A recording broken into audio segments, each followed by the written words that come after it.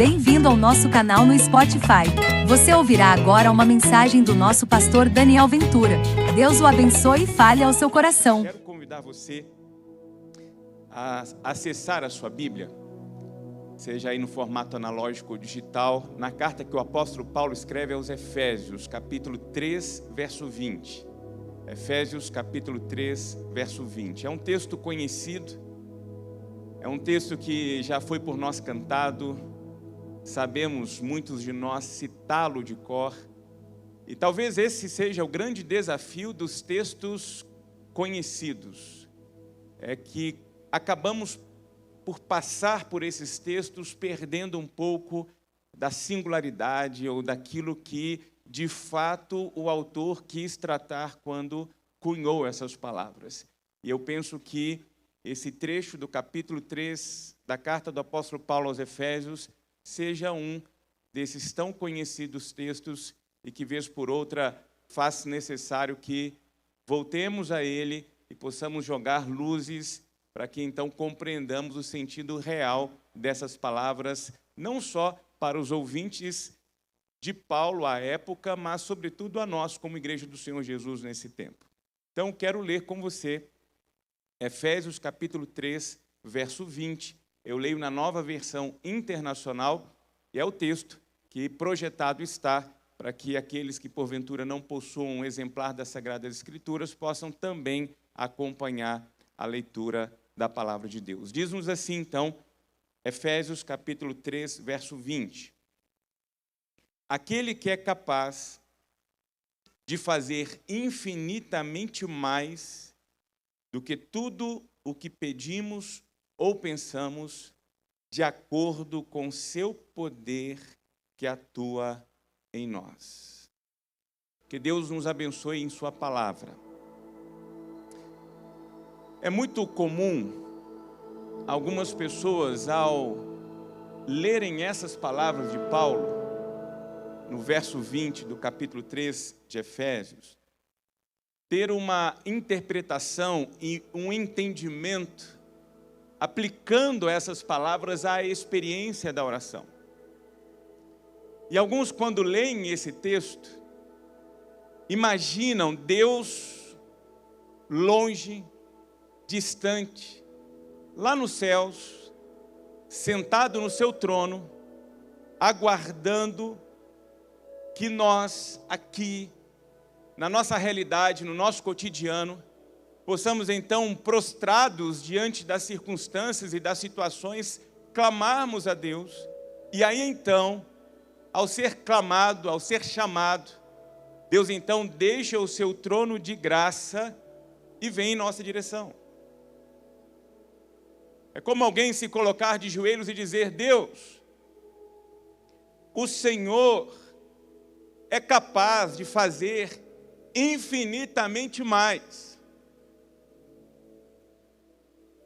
O Senhor é Deus Todo-Poderoso. E porque creio que o Senhor é capaz de fazer infinitamente mais do que aquilo que eu sou capaz de pedir ou sou capaz de pensar, em oração, eu peço que o Senhor então saia daí onde o Senhor se encontra. Venha aqui, na minha realidade, na minha situação, e resolva. Altere isso que está manifesto diante dos meus olhos. E a expectativa nossa é que, depois de colocados de joelhos, e então exclamarmos ao Deus que é infinitamente mais, é que Ele então saia do seu trono de graça e venha dar um jeito em tudo. É como se estivéssemos enfrentando um tempo de enfermidades, em que, sem pedir licença, uma doença bateu à nossa porta, invadiu a nossa casa, esbarrou sobre nós, esbarrou sobre algum ente querido. E aí, por conta das nossas orações, por conta do nosso clamor, Deus sai dos céus com a sua maleta de ferramentas celestial, se apresenta diante de nós, abre e cure. é injustiça? Alguém levantou um falso contra você? Alguém está usando de caminhos obscuros para prevalecer sobre você? Para tirar vantagens de você? A gente clama, e a expectativa é que ao clamar a esse Deus que é infinitamente mais, Ele então pegue a sua marreta celestial e acabe com os nossos inimigos, e desça sobre aqueles que têm sido instrumentos de injustiça sobre nós. Eu sei que essa é a ideia que muita gente tem de um Deus que é clamado, e que porque foi clamado, porque foi chamado, sai dos céus, invade o mundo, se manifesta diante da realidade e altera as nossas circunstâncias e as nossas situações. E faz isso porque oramos, faz isso porque clamamos, faz isso porque nós o provocamos e o tiramos do seu trono de graça para que ele então se manifestasse com graça sobre nós. Eu já fiz isso. Até que a gente amadurece na fé, até que por tantas vezes você vai à palavra e é então iluminado pelo Espírito Santo de Deus, e é como se as escamas dos olhos caíssem e nós conseguíssemos compreender o que de fato diz as Sagradas Escrituras sobre a vida cristã, sobre caminhar o caminho de Cristo com Cristo, nessa realidade que nós chamamos hoje. E a expectativa é que oremos e Deus nos atenda. Porque tem um outro lado. E quando nós oramos, e quando nós clamamos, e nós não temos respostas às nossas orações, e quando a gente grita aos céus, e parece que Deus continua sentado inerte sobre o trono, insensível, parece que com os ouvidos tapados ao nosso clamor, porque essa é a dualidade da experiência de uma vida de oração pautada numa compreensão rasteira sobre o que de fato significa essa proposta de trajetória, de caminhada e de experiência espiritual que a Bíblia vai chamar de oração. Porque quando oramos, quando clamamos, quando chamamos e quando nós não somos atendidos, a única alternativa que nos resta é criar justificativas. Porque se Deus não sai do trono com a maleta celestial, entra na realidade, abre e se manifesta, não cura, a justificativa é: Deus tem um propósito. Se não acontece, se Deus não conserta, outra justificativa é que você não está agindo com fé. Você não está orando com fé suficiente para então tocar o coração de Deus e Deus do seu trono se levantar e vir ao seu encontro.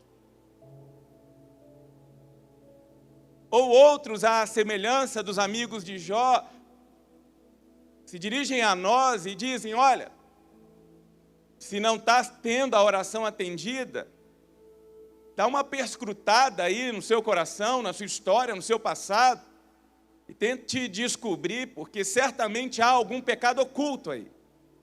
Alguma coisa que você fez e deixou Deus extremamente decepcionado, chateado com você, a ponto dele tapar os ouvidos e não se mover à sua direção. E aí nós vamos criando justificativas, desculpas, que tentem explicar a razão de orarmos e as nossas orações não serem atendidas. Esse parece ser o senso comum de compreensão de Deus e da oração. Eu já disse, eu tenho pedigree batista.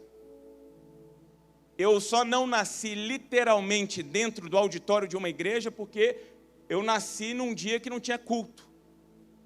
Porque eu tenho certeza de que se a minha mãe, num dia das contrações, estivesse num dia de culto, ela estaria lá sentindo para que ou eu nascesse ali ou começasse o nascimento ali e terminasse no hospital. E por que eu estou trazendo essa referência histórica? Porque o que estou aqui tratando não é algo teorizado, imaginado, mas é algo que não só eu experimentei na minha vida, porque durante muitos anos, na minha infância, na minha adolescência, eu entendi a oração dessa forma. E eu entendi Deus na relação comigo a partir da oração dessa forma. E eu confesso que olhar para a trajetória de experiência com Deus através da oração dessa forma, vez por outra machuca. Vez por outra traz mais males do que bem. Mas é esse, parece-me, convivendo, conversando, ouvindo, ser o senso comum sobre Deus e sobre a oração. E algo que aí sim, olhando as Escrituras, parece estar muito aquém daquilo que o apóstolo Paulo está dizendo aqui.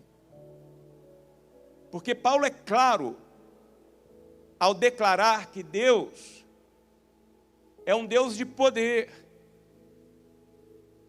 é um Deus capaz de fazer infinitamente mais do que aquilo que a nossa mente é capaz de alcançar.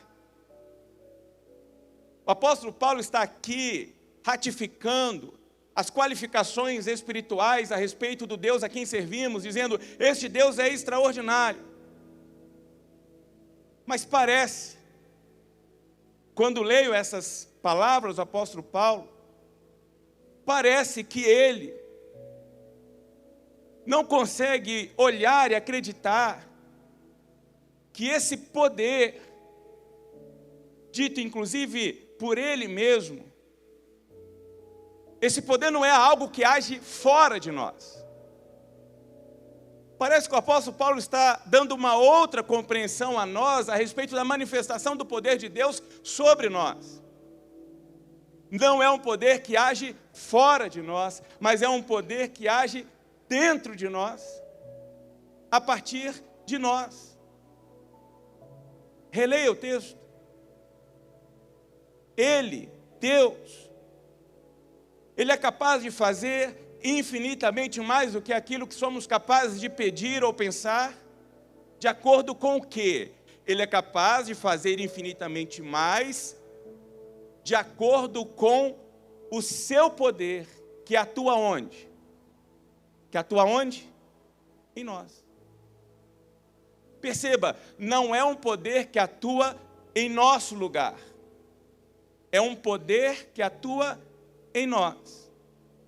Por isso que quando você vai se entregando à experiência de leitura das cartas paulinas, você vai entendendo um pouco da teologia do apóstolo Paulo, porque você vai percebendo Paulo falando do poder de Deus que está em nós, se manifestando em nós, atuando através de nós. Veja, por exemplo, o que ele diz aos Colossenses, no capítulo 1, verso 29. Para isso eu me esforço, lutando conforme a força dele, que atua poderosamente fora de mim. A força dele que atua poderosamente em mim. Olha que extraordinário que o apóstolo Paulo está dizendo aqui. Conforme a força dele que atua poderosamente em mim. Paulo não está se eximindo da responsabilidade de trabalhar, de lutar, de encarar a realidade. Tanto que ele diz, para isso eu me esforço. Por conta disso, eu luto. Então, o que o apóstolo Paulo está dizendo a nós nesta manhã é: ressignifiquem. Deus é oração. Porque Deus não está lá no céu distante, como uma canção antiga do nosso cancioneiro tradicional evangélico dizia, na expectativa de que então possamos orar, clamar, e Ele então, sendo alcançado por nosso clamor, por nossas vozes, por nosso pranto, Ele deixa o seu trono e vem até nós. Não. O que o apóstolo Paulo está dizendo é: Deus está aqui. E aí há uma outra canção teologicamente adequada que diz: Deus está aqui, tão certo como o ar que eu respiro. Deus está aqui. Você crê nisso? Deus está aqui. Essa foi a promessa deixada pelo Senhor Jesus. Eu estarei com vocês todos os dias, em todos os momentos, quaisquer que sejam as situações, eu estarei convosco. Por isso, não temas. Não temas. Mas espera aí, os evangelhos dizem que depois de ressurreto, o Senhor aparece aos seus, tem novos encontros, novos diálogos, até que chega um determinado momento em que Ele volta para os céus. Como assim, Senhor? O Senhor retorna aos céus e deixa conosco uma promessa de que estará conosco. A promessa que o Senhor Jesus Cristo fez diz respeito à presença do seu Espírito Santo em nós. Nós somos dotados, mediante a nossa fé em Cristo Jesus, do poder do Espírito Santo de Deus em nós. Por isso, maior é aquele que está em nós. Porque aquele que está em nós foi capaz de 3 dias depois, lá no mundo dos mortos, retirar Jesus Cristo de lá e trazê-lo à vida. É aquele Espírito, com aquele poder que foi derramado em nós como cumprimento da promessa de Atos capítulo 1, verso 8. Uma vez rendidos ao senhorio de Jesus Cristo, nós somos presenteados com o poder do Espírito Santo. Essa é a compreensão do apóstolo Paulo. Escrevendo aos Filipenses, no capítulo 3, verso 10, ele diz que o maior desejo da sua vida é experimentar a Cristo e o poder da ressurreição. Não é experimentar o poder da ressurreição para não encarar a morte, pelo contrário, é encarar o poder da ressurreição, mesmo que seja necessário enfrentar a morte. As circunstâncias, e quantas foram elas, que se manifestaram na trajetória do apóstolo Paulo, por meio dos naufrágios, por meio das perseguições, por meio das prisões, circunstâncias que na sua trajetória humana, nessa realidade que muita gente, de forma equivocada, acaba denominando como espiritosfera. Tem gente que acha que nós vivemos na espiritosfera. Nós não vivemos na espiritosfera. Nós vivemos numa realidade marcada por contingências. E estamos falando isso já há 2 semanas.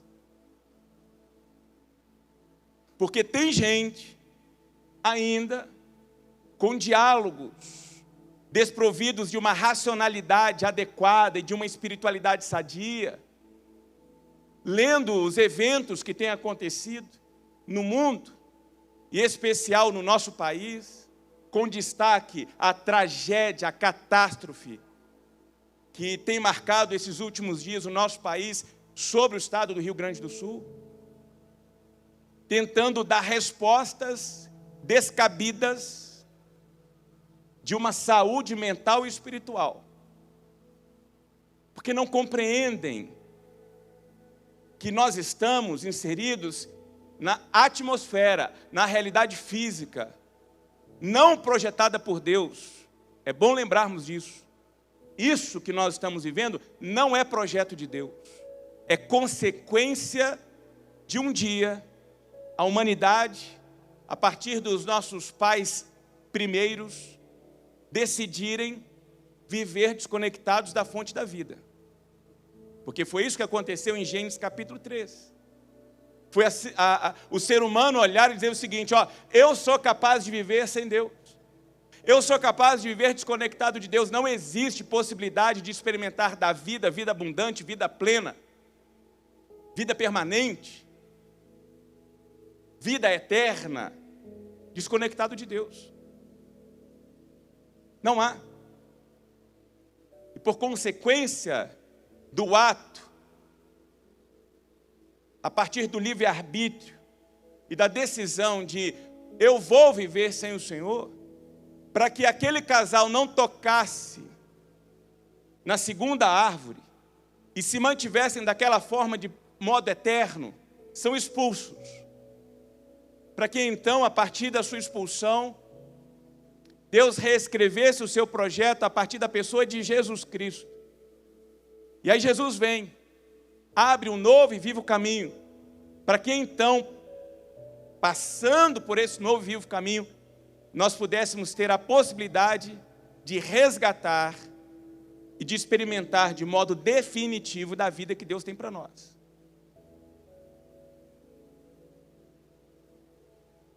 E aí ele vem dizer, o próprio apóstolo, no capítulo 4, verso 13 de Filipenses, a partir desse entendimento, eu posso declarar, tudo posso naquele que me fortalece. Eu sou fraco, eu sou limitado. Forte é aquele que habita em mim. Maior do que as circunstâncias é aquele que habita em mim. Observe que o apóstolo Paulo não está dizendo aqui, olha, papai do céu, eu sou fraco. Aquilo que está manifestado ao meu redor é mais forte do que eu. Então eu queria, papai do céu, que o Senhor deixasse o seu trono de graça, viesse a minha realidade e alterasse a minha realidade, porque, papai do céu, eu sou fraquinho. Tem como o Senhor dar um jeitinho? Tem como o Senhor alterar essa realidade aqui? Não. Não é isso que o apóstolo Paulo faz. O que o apóstolo Paulo está dizendo é o seguinte, aquele que habita dentro de mim, me fortalece. E me habilita a encarar a realidade, seja ela qual for. Me habilita a encarar a realidade, seja ela qual for. Porque aí sim serei capaz de lutar, não baseado nas minhas forças, nas minhas competências, nas minhas credenciais, mas serei capaz de lutar, habilitado com as forças dos céus que habitam em mim, por intermédio da pessoa do Espírito Santo de Deus. É isso que o apóstolo Paulo está pedindo. É isso que o apóstolo Paulo está nos ensinando nesta manhã. O apóstolo Paulo não está aqui pedindo, Deus, venha do seu trono distante e entre nas circunstâncias. E entrando nas circunstâncias, diga, sai para lá, injustiça. Afasta-se de mim coisas ruins. Não. O que o apóstolo Paulo está dizendo aqui é, eu estou de joelhos, rendido à presença do Senhor, para que com graça Ele derrame sobre mim o seu poder. E eu me levante dos joelhos, encarando a realidade, seja ela qual for. Não agora pautado nas minhas competências, as minhas credenciais, mas agarrado nas mãos do Espírito Santo de Deus, para que controlado, guiado, motivado, fortalecido pelo Espírito Santo de Deus, eu encare o mundo, seja qual for esse mundo. Por isso que escrevendo aos Tessalonicenses, na sua primeira carta, no capítulo 2, verso 13, Paulo diz, também agradecemos constantemente a Deus o fato de que, ao receberem a palavra de Deus, que ouviram de nós, vocês a aceitaram não como palavra de homens, mas conforme ela verdadeiramente é, como palavra de Deus, que atua com eficácia em vocês, os que creem. Paulo entende o Espírito Santo de Deus como a presença de Deus em nós, como o poder de Deus em nós. Tanto que escrevendo a Timóteo, na sua segunda carta, capítulo 2, verso 1, ele diz: portanto, fortifique-se na graça que há em Cristo Jesus.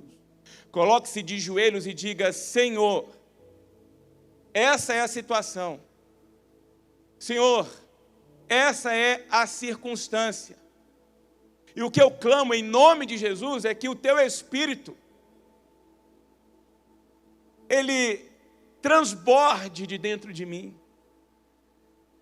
de modo que a presença do teu Espírito Santo, primeiro, gere em mim a paz que excede o entendimento, a compreensão, e me habilite a encarar essa situação, seja ela qual for, aqui dentro, solidificado, equilibrado, fortalecido, e me habilite, sobretudo, ó Deus, a atravessar isso, entendendo: eu não estou sozinho, o Senhor está comigo. Porque, no meu entendimento, esse foi o grande milagre realizado no Mar da Galileia. Os evangelhos contam que, numa determinada noite, o Senhor Jesus Cristo, juntamente com seus discípulos, vão para o mar. Num determinado momento daquela noite, uma torrencial tempestade é derramada sobre aquela região, atingindo, preste atenção, todos os barcos que estavam naquele mar, inclusive o barco onde Jesus Cristo estava.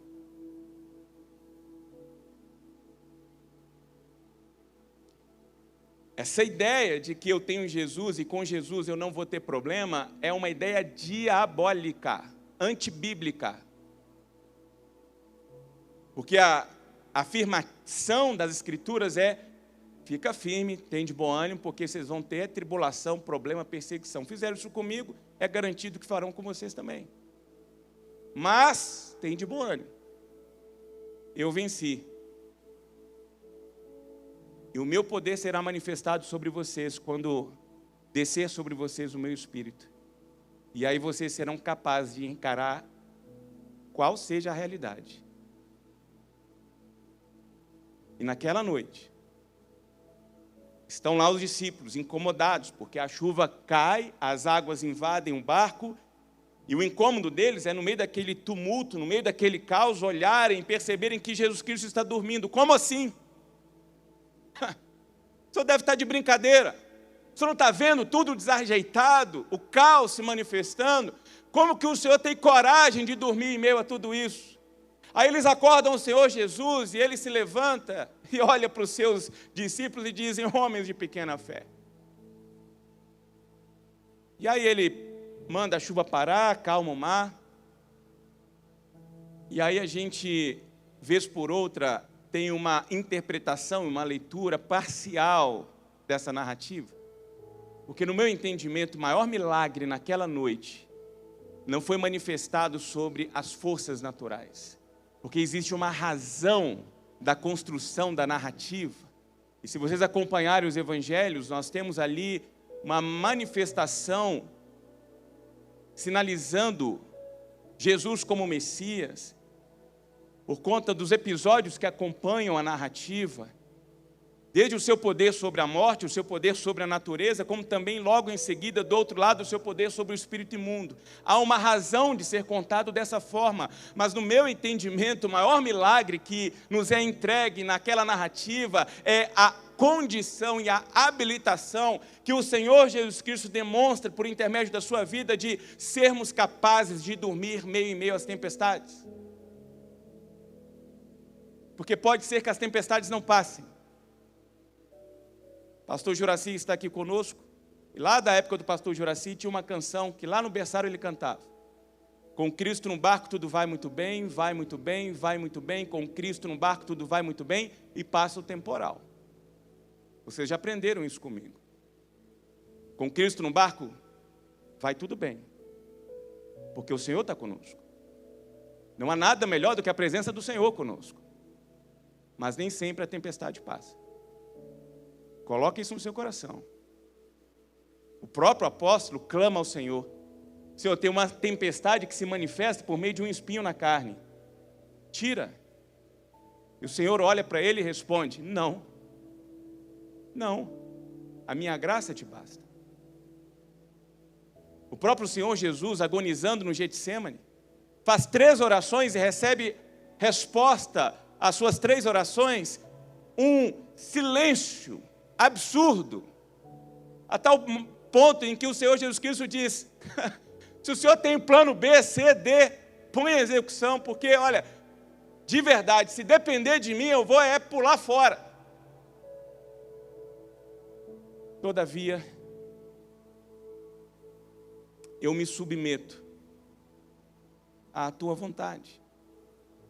Perceba, o Senhor Jesus Cristo abre o seu coração e expõe naquele momento da sua vida o que a agonia está gerando no seu coração, na sua alma, de tal modo que o seu corpo, e aqui temos os nossos médicos tecnicamente habilitados para explicar a razão pela qual os poros de Jesus Cristo se abrem, permitindo que não só apenas o suor, mas juntamente com o suor o sangue saia do seu corpo.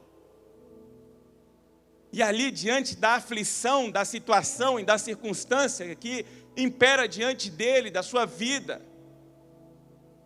ele diz: Senhor, se for possível, passa de mim esse cálice, mas é o desejo do meu coração.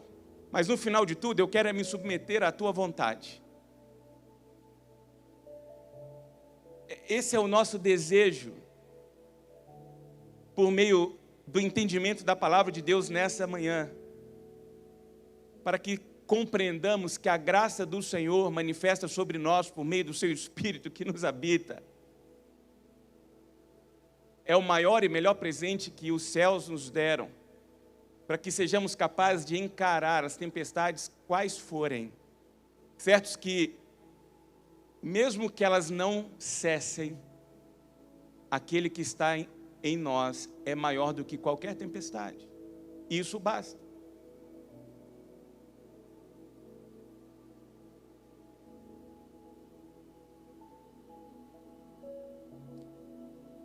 E aí o que acontece se a gente, compreendendo isso, então, se coloca de joelhos e clama ao Senhor?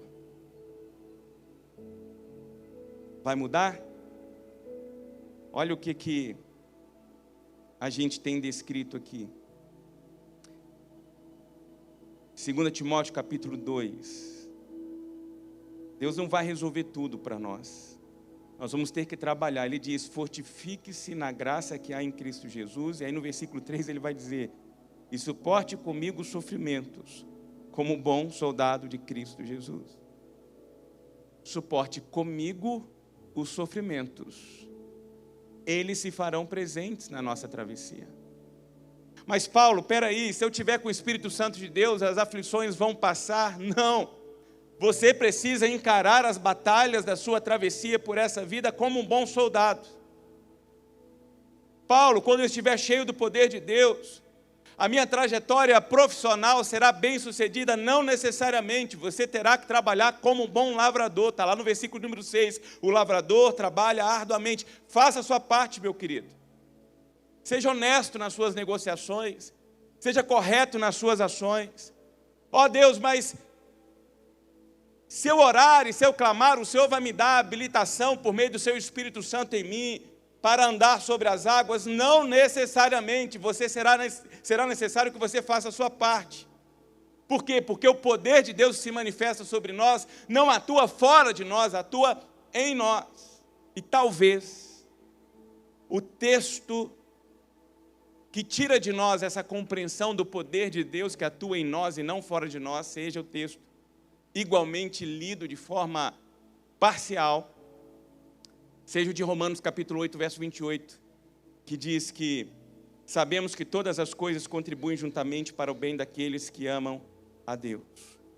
E tem gente que olha para esse texto e entende esse texto da seguinte forma: quando as circunstâncias forem desfavoráveis, ajoelhe, ore, porque Deus vai sair do trono, Deus vai entrar na realidade, Deus vai agir na realidade e vai alterar a realidade.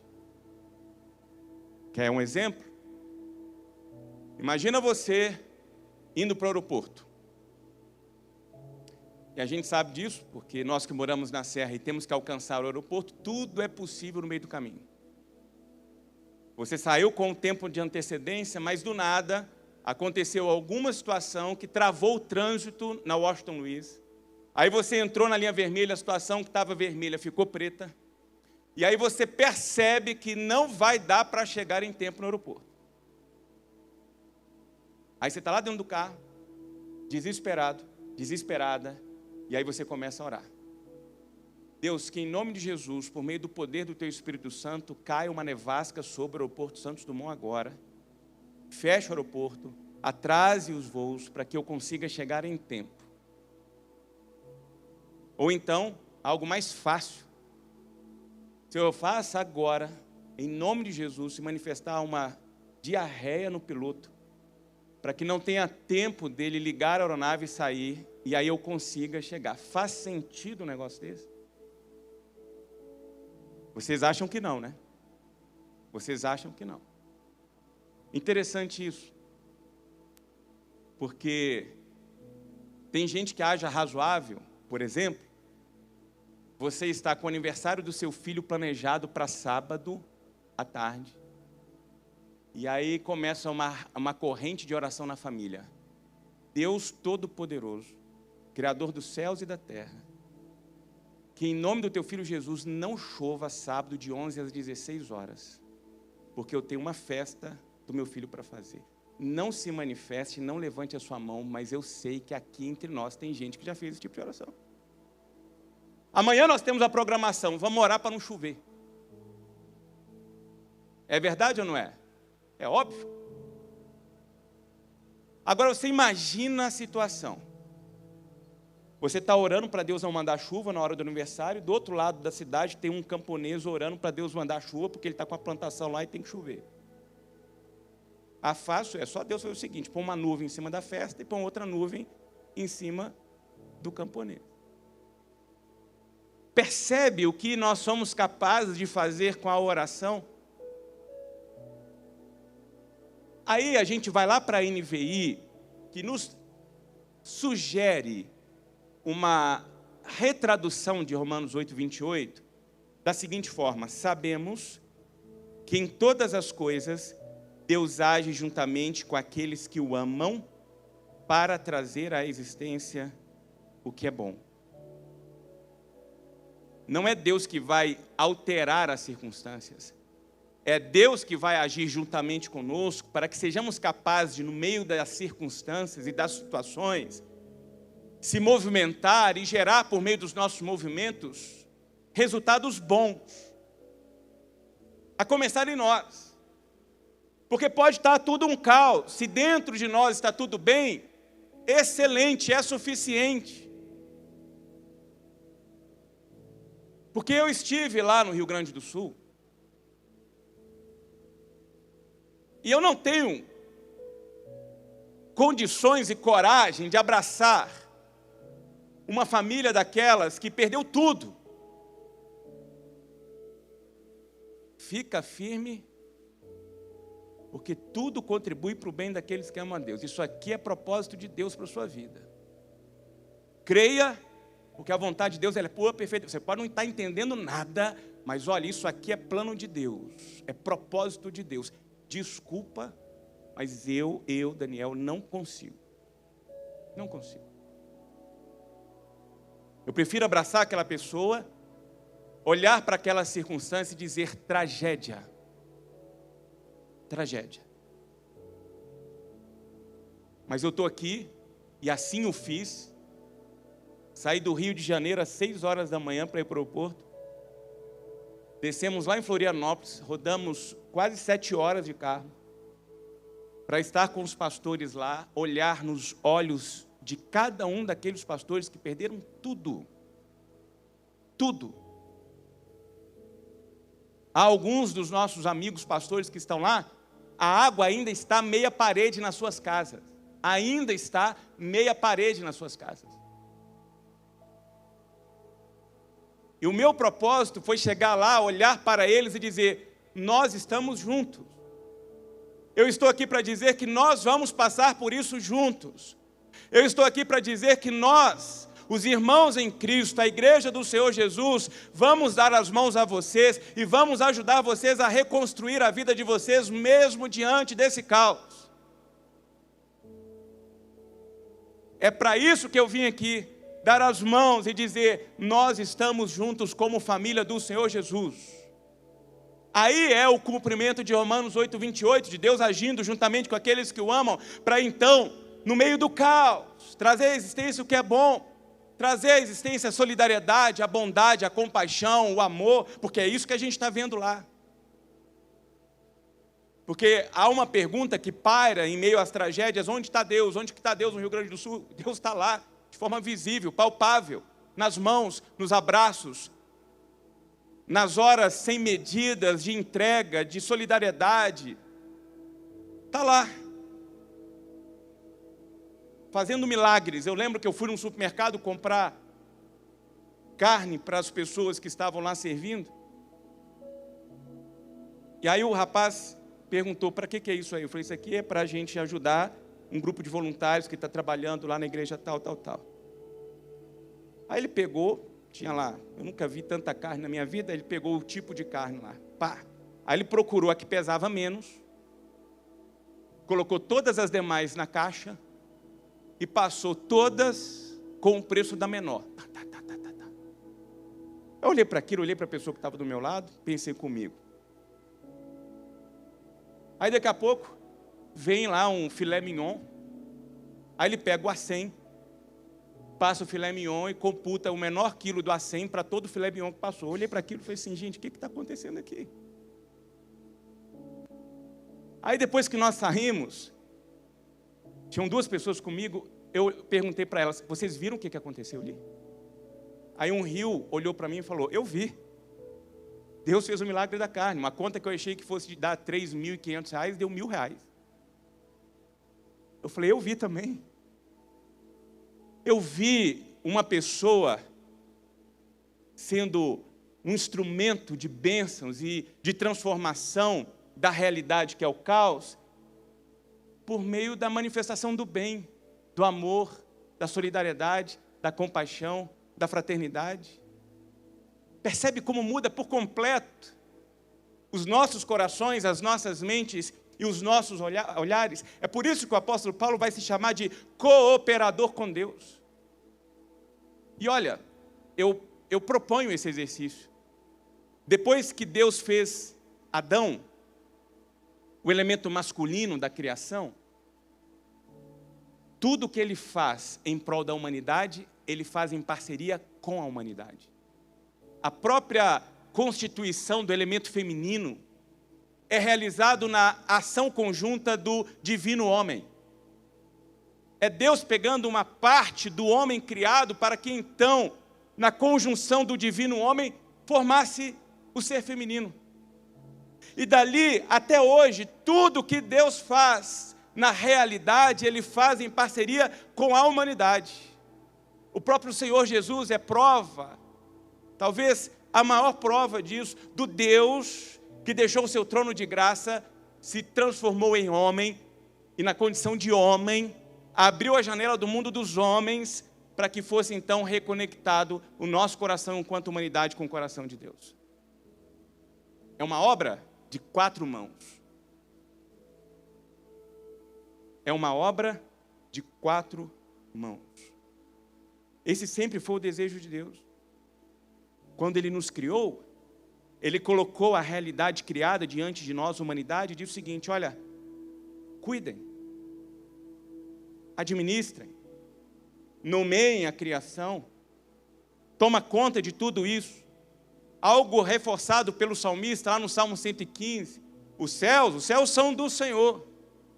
Agora o mundo, a realidade, a terra, a vida, Ele deu aos seus filhos, os homens. Com qual propósito? Para que nós cuidássemos dessa realidade. Eu encherei então vocês com o meu Espírito Santo para que, em meu nome, cumprindo os meus interesses e a minha vontade, vocês, onde quer que estiverem, fazendo o que for, com quem quer que seja, vocês possam revelar quem eu sou, por meio da vida de vocês. Olha como tudo muda. Aí faz todo sentido o que está acontecendo no Rio Grande do Sul. Aí faz todo sentido quando nós contemplamos a manifestação da bondade, da graça, do amor, porque é essa forma através da qual nós, Igreja do Senhor Jesus, e louvado seja o nome de Deus, porque se nós tirássemos a Igreja do Senhor Jesus do mundo, isso aqui já tinha colapsado. Eu vi com os meus olhos lá, testemunhos de pessoas dizendo, antes que as autoridades chegassem, antes que o governo se manifestasse, a igreja estava aqui fazendo por nós. Nós somos os sinais do reino de Deus na realidade. Nós somos os cristos, os pequenos cristos, os cristãos dessa realidade. Onde está Deus? Deus está aqui, vivo e ativo. Onde? Em nós. Em nós. O que é a casa viva? A casa viva é o reino de Deus nessa localidade. Nós não somos mais um prédio na avenida. Eu já disse isso, se não for por uma razão transformacional dessa realidade, se Itaipava não melhorar por conta da nossa presença aqui, gente, vamos entregar isso aqui, abrir uma padaria, vai ser mais útil. Agora, enquanto estivermos aqui, nós temos que mostrar para essa realidade que nós servimos a um Deus, e nós estamos aqui como extensão das mãos desse Deus nessa realidade. E para a glória de Deus, foi isso que aconteceu há alguns dias. Autoridades da cidade de Petrópolis nos chamaram e disseram, nós queremos a Casa Viva aqui com a gente. Porque nós temos acompanhado vocês, a história de vocês, o movimento de vocês. E aí estava lá, o Joel estava comigo, presidente da OAB, reitor da Universidade Católica, tenente-coronel da Força Aérea, o outro comandante do Exército 32, e dois réis mortais, Daniel e Joel, uma dupla sertaneja, sentado lá. Mas por quê? Porque ali estava sinalizado no coração e na mente daquelas pessoas de que existe uma igreja, de que existe um povo de Deus, que lá na sua gênese, ainda como congregação, aos trancos e barrancos, se tornou um canal de bênçãos para a vida da cidade. Um instrumento de transformação da realidade de 150 famílias. Está aqui a Lídia. Diego está aqui entre nós hoje? Não, Diego está trabalhando. Alguém tem que trabalhar nessa casa? Estávamos lá, pegando os nomes, visitando. A Lídia guerreira junto com o Diego, visitando, entrando, subindo o morro, descendo o morro. Para mostrar para aquelas pessoas que existe Deus aqui em Itaipava. Olha nós aqui. Deus está aqui. Deus está presente nessa cidade. E essa cidade há de ser marcada pela presença de Deus por meio das nossas vidas. Sabe qual que é o nome disso? Doutrina da mordomia. O problema é que a doutrina da mordomia foi e tem sido interpretada ou adulterada por muita gente. Porque tem gente que entende a doutrina da mordomia o seguinte, eu sentado no sofá, orando para que Deus venha e altere a realidade. E ó Deus, se o Senhor não fizer, eu não dou dízimo não. Olha Deus, se o Senhor não fizer, eu não vou cantar uma canção para o Senhor domingo não. Se o Senhor não fizer, eu não vou fazer aquilo que eu havia prometido para o Senhor não. É aquela ideia de estar no sofá, na mordomia, orando, para que Deus então deixe o trono da graça e faça. Sendo que a verdadeira doutrina da mordomia é, nós somos mordomos e nós somos administradores daquilo que Deus colocou nas nossas mãos. Por quê? Porque os céus é do Senhor. A terra é nossa, é problema nosso, nós que vamos resolver as situações aqui. Agora, nós podemos encarar a realidade, tentar resolver as coisas de acordo com o nosso entendimento, de acordo com as nossas forças, ou nós podemos de verdade nos colocar ajoelhados diante de Deus, submissos ao poder de Deus e pedir, Deus, que o Teu poder se manifeste em nós, através de nós, para que as pessoas ao redor percebam que o Senhor se faz presente aqui, por meio da nossa vida, da minha vida. É por isso que o Senhor Jesus, em Mateus capítulo 6, vai nos ensinar a orar, venha o Teu reino, seja feita a Tua vontade aqui na terra, como ela é feita aí nos céus. E como que a vontade de Deus é feita aqui, depende da gente. Porque tem pessoas que ainda estão tentando responder a pergunta, eu estou orando, mas a vontade de Deus não está sendo feita aqui. Por que, Senhor? Por que a Tua vontade boa, perfeita, agradável não se cumpre aqui? Aí eu imagino Deus respondendo isso se Ele fosse como eu, né? Ele diria o seguinte, meu filho, minha filha, por aqui no céu está tudo bem. Aqui está tudo em ordem. O que está em desordem é a sua vida. O que está em desordem é o seu casamento. O que está em desordem é a sua família. O que está em desordem é essa sociedade marcada pela injustiça, marcada pela corrupção. O que está em desordem é esse mundo desordenado, porque vocês não estão aí se colocando de joelhos e clamando e orando e sendo instrumentos das minhas mãos para transformar o caos em ordem. Aqui no céu, aqui está tudo em ordem. Eu quero saber quem daí vai se ajoelhar e vai se render à manifestação do meu Espírito, do meu poder, para que então, levantado dos seus joelhos, seja um agente de transformação onde quer que seja. É isso que eu quero saber. Nós precisamos entender que o poder do Espírito Santo de Deus já foi derramado sobre nós. Descerá sobre vocês o meu Espírito, e vocês serão dotados de poder. E com esse poder vocês estarão habilitados a andar e proclamar por meio da vida de vocês a minha presença. Então, eu quero encerrar conclamando você, eu, a ampliarmos os nossos horizontes de compreensão daquilo que Deus espera de nós e daquilo que é uma vida de experiência genuína de oração com Deus. Mais do que transformar as circunstâncias, a oração é um instrumento de Deus para transformar os nossos corações. Eu não sei o que você está passando. Eu não sei quais são as suas lutas. Eu não sei o que tem gerado o derramamento de lágrimas no seu rosto. Eu não sei o que tem feito você passar as últimas noites acordada, em prantos, com a alma gemendo sobre a cama. E o que eu queria era convidar você, diante dessa situação e dessa circunstância, olhar, antes de tudo, para Deus. Para Deus. Porque dessa forma você não será atraído e atraída pelas circunstâncias. Você será atraído e atraída pelo coração de Deus. E com os olhos fitos em Deus, você vai começar a perceber que você já tem o suficiente. Você já tem o necessário. Não importam as circunstâncias, quais sejam, não importa, porque aquele que está comigo é maior do que qualquer que seja a circunstância. Peça a Deus, amplie o meu olhar, expanda a minha consciência, para que no meio de tudo isso eu veja o Senhor. E então, de joelhos diante do Senhor, eu não crio a expectativa de que o Senhor vai deixar o trono de graça e virá aqui transformar as circunstâncias, não. Eu quero agora, ó Deus, de joelhos, experimentar do derramamento do poder do Teu Espírito Santo sobre a minha vida, para que eu seja então habilitado e habilitada a me levantar de sobre os meus joelhos e encarar a realidade, seja ela qual for.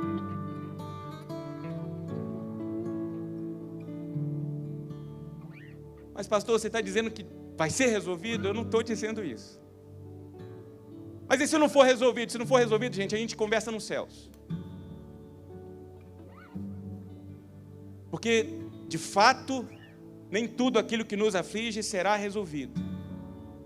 Mas aquilo que der para resolver aqui, de mãos dadas com o Espírito Santo de Deus, nós vamos resolver para a glória dEle. Nós vamos resolver, sobretudo, para que os nossos corações sejam fortalecidos, e a nossa alma seja aquietada, as nossas lágrimas sejam enxugadas, o nosso espírito seja renovado, por sabermos que nós não estamos sozinhos, o Senhor está conosco, e fortalecidos pelo poder de Deus e na graça do Senhor, nós nos levantaremos e nós viveremos com a alegria do Senhor, porque a alegria do Senhor é a nossa força, para que os homens vejam Deus agindo primeiro em nós, e com a graça dEle, o Espírito dEle, agindo através de nós, E essas pessoas, ao olharem as nossas vidas, as nossas ações e as nossas reações, não tenham outra alternativa senão glorificarem o nome de Deus manifestado sobre cada um de nós. Fique em pé e nós vamos, na presença do Senhor, submisso à manifestação do Espírito Santo de Deus, usar esse momento, esse ambiente, essa ministração, para que nós possamos clamar a Deus, nos render diante de Deus. Aí onde você está, se renda diante de Deus, entregue tudo a Deus e peça a Deus: se manifeste diante de mim com a tua bondade, com o teu amor e com a tua graça. Tua bondade me seguirá, Senhor.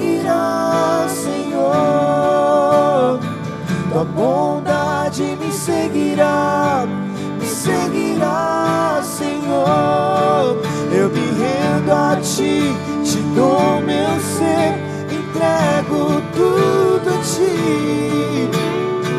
Tua bondade me seguirá, Senhor. Tua bondade me seguirá, Senhor.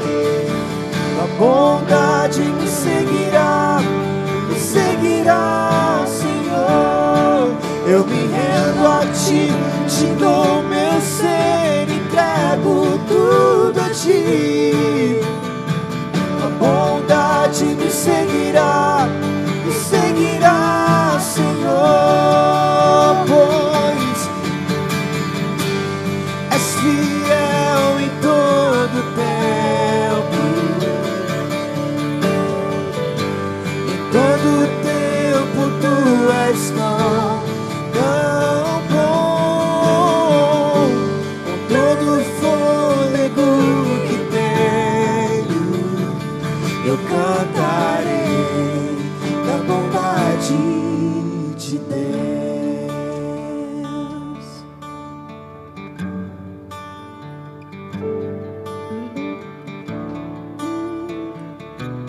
Senhor, quando Davi nos presenteia no Salmo 23, com os versículos 5 e 6, ele diz da manifestação do cuidado do Senhor diante das aflições da vida. E ele não só nos garante a mesa posta, a unção do Senhor sobre nós, na presença daquilo que se manifesta contra nós, mas nos dá a garantia de que ao sairmos para a vida, para a realidade, nós vamos acompanhados e guardados por tua bondade, por tua misericórdia. E foi isso que nós acabamos de declarar, porque cremos de que a tua bondade, a tua misericórdia nos seguirão todos os dias. Por isso podemos usufruir da tua presença, por isso podemos voltar à tua casa e cantar da tua bondade, cantar do teu amor, porque o Senhor é o nosso Emanuel, o Senhor é o nosso Deus presente. E que a presença do Senhor, ó Deus, derrame neste momento a manifestação do teu poder sobre essas vidas, sejam quais forem as situações, que cada um que se rendeu à tua presença nesta manhã seja surpreendido e surpreendida pela manifestação do poder do teu Espírito Santo, dando-lhes, ó Deus, a habilitação celestial para avançarem com suas cabeças erguidas, com seus corações fortalecidos, porque as suas mãos estão firmes nas mãos do Senhor. E que toda glória, toda honra seja dada ao Senhor, em nome de Jesus. Amém.